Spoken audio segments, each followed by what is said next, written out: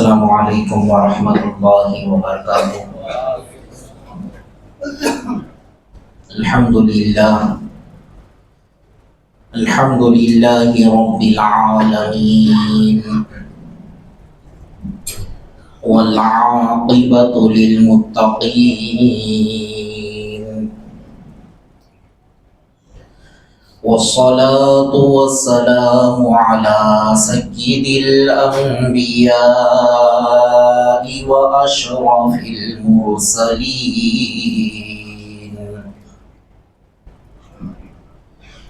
وعلى آله وأصحابه الطيبين الطاهرين أشهد أن لا إله إلا الله وحده لا شريك له وأشهد أن سيدنا ونبينا ومولانا محمدا عبده ورسوله صلى الله عليه وعلى آله وأصحابه وأزواجه وذرياته وعلماء ملته وأوليائه أجمعين، أما بعد، فأعوذ بالله من الشيطان الرجيم. بسم الله الرحمن الرحيم. قل بفضل الله وبرحمته فبذلك فليفرحوا هو خير مما يجمعون. صدق الله مولانا العظيم. وقال تعالى في شان حبيبه: إن الله وملائكته يصلون على النبي يا أيها الذين آمنوا صلوا عليه وسلموا تسليما.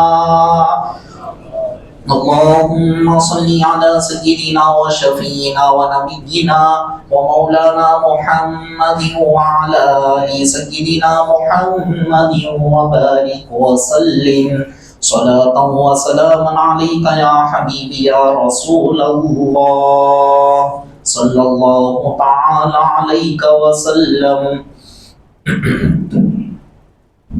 معزز سامعین کرام، محترم بزرگوں اور عزیز دوستوں، اللہ تبارک و تعالیٰ کا فضل احسان ہے، اس نے ہم گنہگاروں کو کالی کملی والے آقا حضور رحمت للعالمین شفیع المذنبین ارواحنا فدا مصطفیٰ صلی اللہ علیہ وسلم کا امتی بنایا۔ کرم ہے حق تعالیٰ کا، اس نے ہم گنہگاروں کو احکامات خداوندی کے تحت زندگی بسر کرنے کے لیے قرآن اور احادیث سے مالا مال فرمایا، اور آج ہم گنہگاروں کو حضور علیہ السلام کی میلاد کے اس مبارک موقع پر اسی کے گھر میں اللہ تبارک و تعالیٰ اس کے محبوب رحمت للعالمین صلی اللہ علیہ وسلم کا ذکر جمیل سننے کے لیے ہم اور آپ کو یہاں پر جمع فرمایا۔ عزیزان محترم، مسلسل آپ حضرات میلاد النبی صلی اللہ علیہ وسلم کے شروع سے روزانہ مغرب سے لے کر 8:45 بجے تک بیانات کو سن رہے تھے۔ آج یہ آخری ہمارا یہ جلسہ ہے میلاد النبی صلی اللہ علیہ وسلم کا۔ حضور علیہ السلام کی سیرت طیبہ کو آپ نے سنا، اور رحمت للعالمین صلی اللہ علیہ وسلم کے خصائص، پھر شمائل، اور موضوعات پر آپ نے بہت ساری باتوں کو سنا. ہمارے نبی کیسے بے مثل و بے مثال ہے آپ سنتے ہوئے آئے. کائنات میں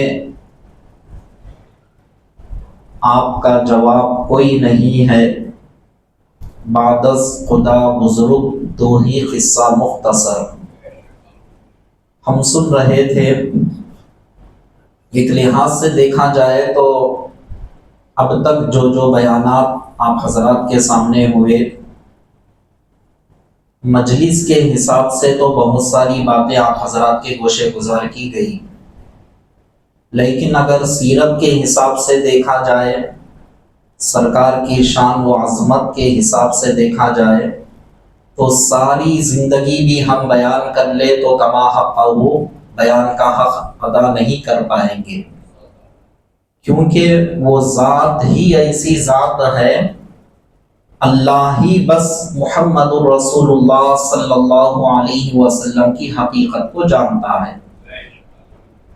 خود حضور علیہ السلام کیا ارشاد فرما رہے ہیں، لم یعرفنی حقیقتا غیر ربی، میری حقیقت کو میرے پروردگار عالم کے علاوہ کوئی نہیں جانتے. جب ساتھ میں رہنے والے مکمل طور پر نہیں جان پائے تو پھر دیگر صحابہ اور دیگر تابعین ہو، تبع تابعین ہو، وہ مکمل طور پر کیسے جان پائیں گے؟ کیونکہ حقیقت محمد رسول اللہ صلی اللہ علیہ وسلم کا سمجھنا یہ محال ہے. ایک سمندر ہے، انسان سمندر کی گہرائیوں میں جتنا جائے گا اتنا ہی قیمتی موتیاں اس کو ملتے ہیں، اور اس کے اندر جو اللہ نے سمندر کی گہرائیوں میں جو خزانے رکھے ہیں، جتنا اندر جو انسان جائے گا اس کو اتنا ہی ملتے ہیں. لیکن سمندر میں جانے والا کوئی یہ بھی دعویٰ نہیں کرتا کہ میں سمندر کی تمام چیزوں کو میں نے پا لیا. تو حضور علیہ السلام کی ذات اطہر میں سمجھانے کے لیے صرف مثال دے رہا ہوں، ورنہ حضور کی ذات تو اس سے بھی بہت اعلیٰ ہے. ایک سمندر ہے جو ہم کما حقہ مکمل طور پر سمجھ نہیں سکتے. جو بھی سن رہے ہیں، جو بھی پڑھ رہے ہیں، جو بھی بیان کیا جا رہا ہے، یہ سب کا سب صدقہ ہے حضور علیہ السلام کا، صحابہ کرام کا، جنہوں نے دیکھا، بیان کیے، بس ہم اسی کی نقالی کر رہے ہیں، اس کے علاوہ اور کچھ نہیں ہے. خیر عزیزان محترم، آج کی رات میلاد النبی صلی اللہ علیہ وسلم کی مبارک رات ہے. ہم اور آپ یہاں پر جمع ہوئے ہیں. یہ رات حقیقت میں دیکھا جائے تو معمولی رات نہیں ہے. یہ میں نہیں کہہ رہا ہوں، بڑے بڑے محدثین، فقہاء، ائمہ و مجتہدین بیان فرما رہے ہیں شب میلاد شب قدر سے بھی افضل ہے. آپ کہیں گے یہ کیوں؟ شب قدر تو اللہ کا کلام نازل ہوا، 1000 مہینوں سے بڑھ کر اللہ تبارک و تعالی عبادت کرنے والے کو ثواب دے رہا ہے، تو میلاد کی رات اس طرح سے کیوں کہہ رہے ہیں کہ وہ اس سے بھی بڑھ کر ہے؟ تو یہ سوال اب اٹھ رہا ہے، کوئی نئی بات نہیں ہے. یہ سوال تب بھی اٹھ چکا تھا. تو تب علماء کرام نے کیا جواب دیا؟ یقیناً شب قدر عظمت والی ہے، اس لیے کہ اس رات قرآن کریم اللہ تبارک و تعالیٰ نے نازل فرمایا. لیکن میلاد کی رات صاحب قرآن تشریف لائے ہیں، ذات محمد الرسول اللہ تشریف لائے ہیں. قرآن جس رات میں نازل ہو جائے وہ رات 1000 مہینوں سے افضل ہو جاتی ہے۔ تو جس رات محمد رسول اللہ صلی اللہ علیہ وسلم تشریف لائے تو اس رات کی شان و عظمت کے ہم کیا بیان کر سکتے ہیں؟ عزیزان محترم، پھر سوال پیدا ہوتا ہے، کیونکہ آج ایسے اعتراضات کے ماحول چل رہے ہیں، الحمدللہ یہاں جتنے ہیں میں سمجھتا ہوں وہ تمام چیزوں سے محفوظ ہے، لیکن آج شیطان بھی ہمارے ساتھ اس طرح سے لگا ہوا ہے۔ ان کی مجلس میں بھی اگر آپ نہیں جا رہے ہیں، ان کے بیانات کو بھی آپ نہیں سن رہے ہیں، ان کی صحبت بھی اگر آپ اختیار نہیں کر رہے ہیں، لیکن آپ کے ہاتھ میں، ہمارے ہاتھ میں جو موبائل ہے وہ ایسی ایسی چیزیں جس کے اندر سے فارورڈ کرتے ہوئے لوگ جا رہے ہیں، جس کے اندر باقاعدہ صاف طور پر ان تمام چیزوں کو ٹارگٹ بنائے ہوئے ہیں۔ میلاد النبی کرنا کہاں سے جائز؟ سرکار نے میلاد اپنی نہیں منائی، میلاد کا ذکر کرنا، میلاد النبی کا منانا اور اس کے دن عید قرار دینا، یہ تمام چیزیں من گھڑت چیزیں ہیں۔ اگر بلو فرض عید ہوتی تو جیسے عید الفطر کو اور عید الاضحیٰ کو حضور علیہ السلام بیان فرماتے ہیں کہ تم واجب 2 رکعت نماز ادا کرو، تو اس میں بھی نماز ہونا چاہیے تھا۔ اگر یہ عید ہوتی تو اس کے دن بھی یہ کہنا چاہیے تھا کہ سارے لوگ عیدگاہ میں جمع ہو جائے، سارے لوگ عیدگاہ میں جمع ہو کر نماز ادا کرے۔ یہ تمام اعتراضات ہو رہے ہیں اور یہ کسی اور کے نہیں، کچھ لوگوں نے میرے واٹس ایپ پر بھی اس طرح کے میسیجز اور ویڈیوز کو، شارٹ ویڈیوز ڈالے ہیں، جس کا خلاصہ میں آپ حضرات کے سامنے رکھ رہا ہوں۔ باقاعدہ انسانوں کے ذہنوں سے کیسا کھیلا جا رہا ہے۔ عید الفطر، عید الاضحیٰ عید ہے، حضور علیہ السلام نے 2 دن عید کے قرار دیے۔ ہجرت فرما کر مدینہ المنورہ مصطفیٰ جان رحمت صلی اللہ علیہ وسلم تشریف لائے، لوگوں کو دیکھے کہ وہ سال میں ایک مرتبہ میلہ ہوتا ہے جس کے اندر سارے لوگ چلے جاتے ہیں، جس میں بے حیائی ہوتی ہے اور رقص کیا جاتا ہے، ناچا جاتا ہے، گایا جاتا ہے، شریعت کی خلاف ورزی ہوتی ہے، جیسا چاہے وہ اس کے اندر اپنے طور پر خوشیاں منا لیتے ہیں، اور منانے کے بعد یہ سمجھتے ہیں کہ یہ ہمارا عید کا دن سمجھتے ہیں، سال میں ایک مرتبہ و 2 مرتبہ خوشی منا لینا۔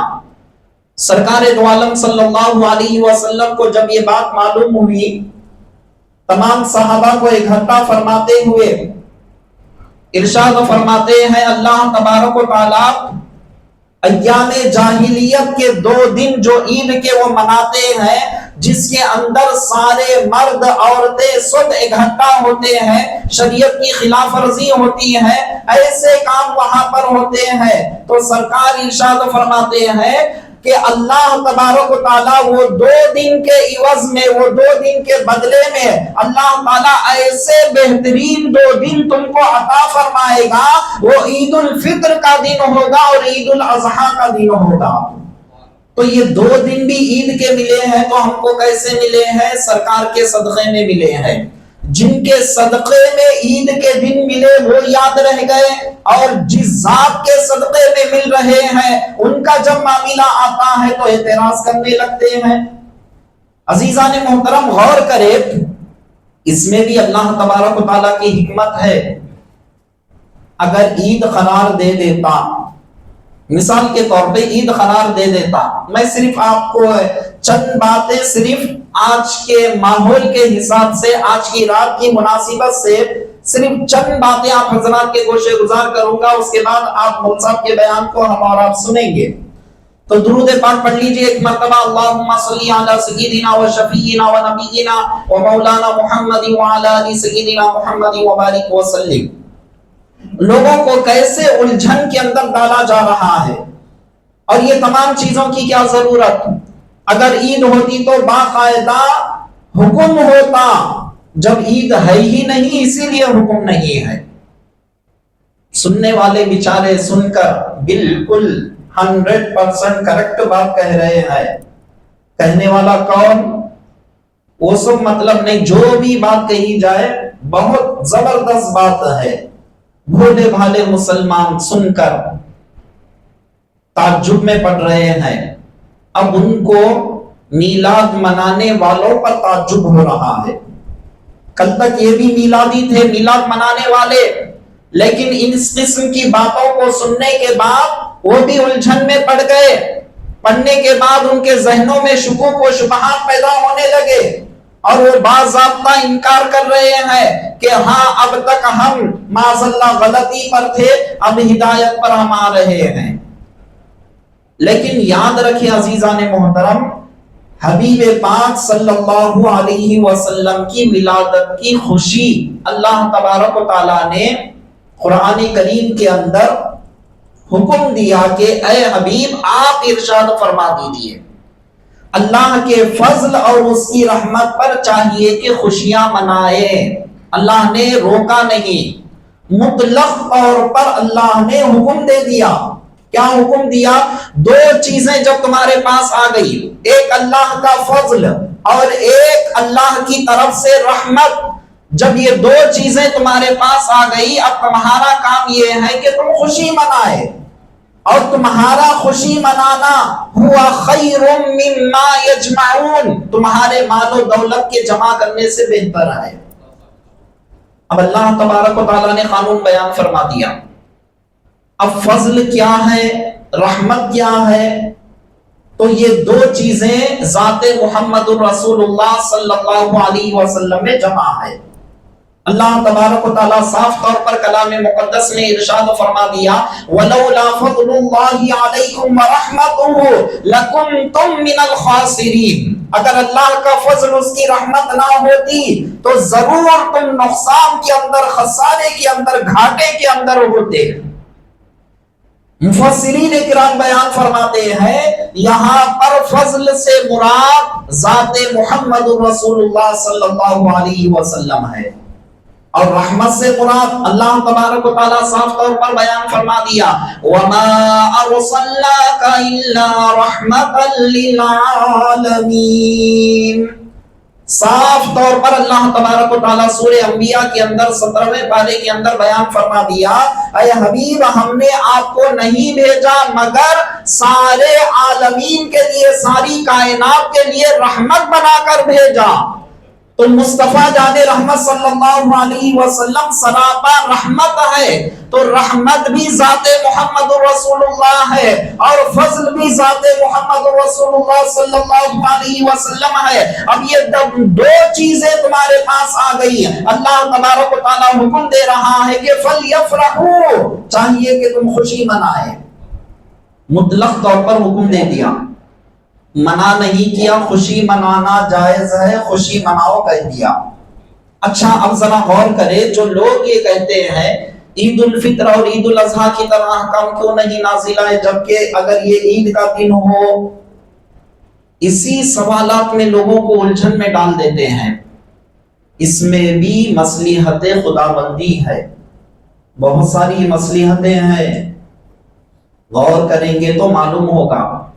علماء اہل سنت کے پاس آئیں گے تو تمام چیزیں بیان ہوں گے، علم کھلے گا، وہ روشنی کیا ہے پتہ چلے گی.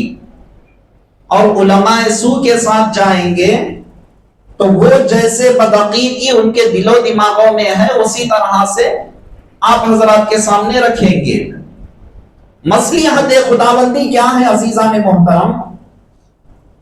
بہت ساری مصلحتیں ہیں، لیکن ہم جیسے ناچیزوں کو جو سمجھ میں آتی ہے وہی آپ کے سامنے رکھ دیتے ہیں. مصلحت خداوندی اللہ تبارک و تعالیٰ عام طور پر حکم دیا کہ خوشی مناؤ، وہاں پر یہ حکم نہیں دیا کہ اس طرح سے خوشی مناؤ. 2 رکعت نماز واجب ادا کر کے خوشی مناؤ، عیدگاہ جا کر خوشی مناؤ، فلاں کام کر کے خوشی مناؤ. اللہ نے کسی چیز کو قید نہیں کیا. کیوں قید نہیں کیا؟ اس لیے کہ امت پر اللہ نے رحم کیا. اگر اللہ تبارک و تعالی امت پر اس طرح سے کہہ دیتا کہ تم جا کر عیدگاہ جاؤ گے، 2 رکعت نماز پڑھو گے، ایسا خوشی تمہاری ہوگی ورنہ خوشی نہیں ہوگی، تو کیا ہوتا عزیزان محترم؟ جو بیمار ہے، جو بستر سے اٹھ نہیں سک رہا ہے، اس کے دل پر کیا کیفیت گزرے گی عزیزان محترم؟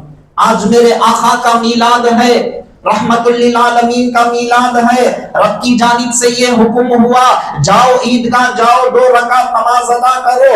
میں آج اٹھ نہیں سک رہا ہوں، میرے اندر اٹھنے کی سکت ختم ہو چکی ہے، میرے اندر جسمانی قوت طاقت مجھ میں ختم ہو چکی ہے، میں کیسے جاؤں گا اور کیسے مصطفیٰ کا میلاد مناؤں گا؟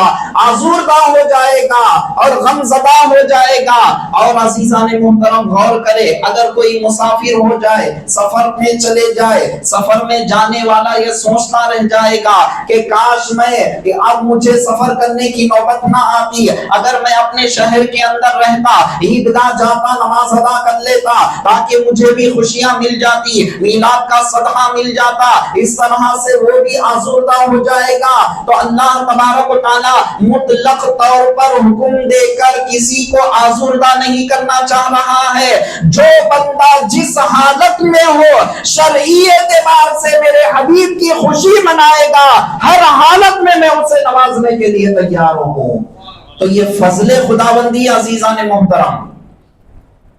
بستر پر بیٹھنے والا، بستر پر لیٹنے والا، بیٹھنے والا اپنے طور پر خوشی منا رہا ہے۔ آج میرے آقا کا میلاد ہے، اللہم صلی علی محمد وآل محمد، بیٹھے بیٹھے لیٹے لیٹے درود پڑھ کر خوشی منا رہا ہے، کوئی روزہ رکھ کر خوشی منا رہا ہے، سفر کرنے والا اللہ نے مال و دولتوں سے نوازا ہے، جیب سے نکال رہا ہے، غربا اور مساکین میں تقسیم کر رہا ہے کہ کیوں میلاد کی خوشی منا رہا ہے۔ تو ہر انسان اپنے اپنے لحاظ سے خوشی منا رہا ہے، اور یہ ساری صورت اسلام کے اندر بالکل جائز ہے۔ خوشی کیسے مناؤ؟ اللہ نے حکم دے دیا مطلق طور پر، اور جب مطلق طور پر حکم دیا گیا تو اب اس میں دیکھیں عزیزان محترم، شریعت کے اندر ہر وہ خوشی جائز ہے جس کے اندر شریعت کی مخالفت نہ ہو۔ ایک قاعدہ بیان کر دیا گیا، تم اپنے بچے کا برتھ ڈے منا رہے ہیں، یہ تمہارے لیے جائز ہے، منا سکتے ہیں، یہ کوئی یہود و نصارہ کی مشابہت آپ کے لیے نہیں ہوگی، آپ باقاعدہ منا سکتے ہیں، اپنے بچے کا برتھ ڈے، جنم دن منا سکتے ہیں۔ رسول اللہ صلی اللہ علیہ وسلم کی پیدائش کی خوشی پر آپ خوشی منا رہے ہیں، تو یہ خوشی آپ کے لیے جائز ہے۔ آپ کوئی اچھا کام کر رہے ہیں، خوشی منا رہے ہیں، اسلام آپ کو نہیں روکتا، جائز ہے۔ لیکن ایک قاعدہ بیان کیا گیا، جو بھی خوشی ہو شریعت کے دائرے میں رہ کر ہو، شریعت کے دائرے سے ہٹ کر نہ ہو۔ اب شریعت کے دائرے میں کیسی خوشی؟ روزہ رکھ کر آپ خوشی منائیں، صدقہ و خیرات دے کر آپ خوشی منائیں، اللہ کے کلام کو پڑھ کر آپ خوشی منائیں، درود پاک کی مجلس سجا کر آپ خوشی منائیں، نعت پاک کی مجلس سجا کر آپ خوشی منائیں، سرکار کی ولادت کی خوشی میں مصطفیٰ کے نام سے عمرہ ادا کرنے کے لیے آپ جا کر خوشی منائیں، یا خیر و خیرات کر کے خوشی منائیں، جلسے جلوس کے ذریعے خوشی منائیں، لنگر کھانے وغیرہ کا انتظام کر کے آپ خوشی منائیں۔ یہ ساری چیزیں کیا ہے؟ جواز کی صورتیں ہیں، آپ باقاعدہ شریعت نے جو حکم دیا اس دائرے میں رہ کر آپ خوشی منا سکتے ہیں۔ اب اس سے ہٹ کر شریعت کی مخالفت کرتے ہوئے جلوس نکال رہے ہیں، جلوس نکالنا جائز ہے، لیکن اس کے اندر غیر شرعی کام کو لا دینا، مثال کے طور پر ڈی جے لگا رہے ہیں، سرکار کا میلاد ایک طرف کہہ رہے ہیں، اس کے اندر رقص کر رہے، ناچ رہے ہیں، اس کے اندر آنے جانے والے لوگوں کو تکلیف دے رہے ہیں، کسی کو گالی گلوچ کر رہے ہیں، نماز کا وقت آ گیا تب بھی آپ اسی میں مشغول ہیں، ایسی صورت ناجائز ہے۔ تو شریعت کے دائرے میں رہ کر آپ خوشی بالکل منا سکتے ہیں، آپ کے بچے کا جنم دن آ گیا، آپ خوشی منا سکتے؟ کیسے خوشی منا سکتے؟ جو شریعت نے جتنے کام میں نے گنایا، شریعت نے جتنے کام گنائے ہیں ان کاموں کو کرتے ہوئے آپ خوشی منا سکتے ہیں۔ اللہ نے مجھے اولاد دی، صاحب اولاد بنایا، رب کا کرم ہے، اللہ نے میری اولاد کو اس عمر تک پہنچایا، اللہ کی طرف رجوع ہونے کا، مصطفیٰ کا قرب حاصل کرنے کے لیے زندگی بخشی۔ اللہ نے جو زندگی بخشی، جو عمر اللہ نے دیا، رب کی بارگاہ میں شکرانے کے طور پر نماز ادا کر رہے